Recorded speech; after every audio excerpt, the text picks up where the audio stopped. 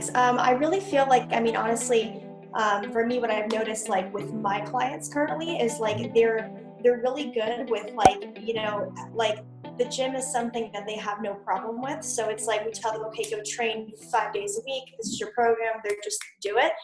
So they're having a problem with, like you were saying earlier, their gym's not open. So they feel very like their whole routine's like gone, and you kind of see like that motivation kind of like dwindle down. So one thing that I've been helping all of my clients with is basically creating a schedule during this time period, because a lot of their daily, routines are way off. They're working from home, and a lot of them thrive best on having like literally an hour by hour schedule. And even if you're scheduling in like relaxing for 2 hours, whatever the case may be, like keeping them on a consistent schedule has been allowing them to get their workouts done, keep their nutrition in check, but still have, a balance and relax a little bit too, without feeling so overwhelmed. So my biggest, I guess, passion right now would be helping my clients and just other people with their mental health during this time period, because it is such an uncertain time that we really need to focus on controlling the variables that we can control, not focusing on everything, all at once.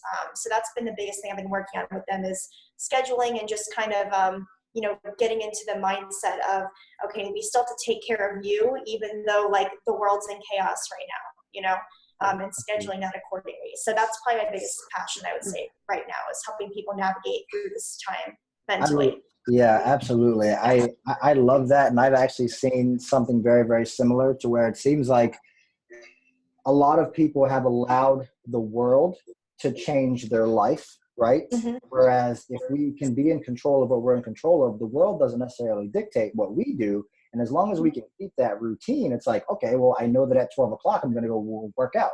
It doesn't matter what's happening out there. It doesn't matter if the president's coming on to talk about the coronavirus. Like all that stuff is kind of irrelevant. My schedule stays the same, right?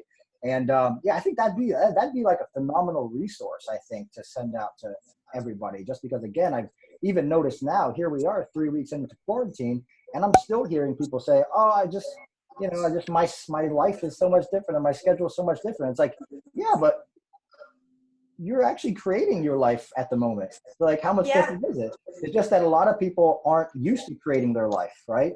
Their life is created because obviously whatever it is, like, work and job and house and kids and child care and all of this, that if we can actually spend that time, and like, let's just say Alyssa, right? She works as a teacher. She's starting an online coaching business. She has to train. She has to make sure her macros are locked in. She probably has a lot of other things. She's got family. She's got a lot of stuff going on, but it's like, how do I systematically program all these things in so that I'm not negatively impacted? Like, there's this barrier up to where all the chaos is happening in the world, but I'm still focusing on me because I want to come out at the end of this thing better than I went into it. Absolutely. Mm-hmm.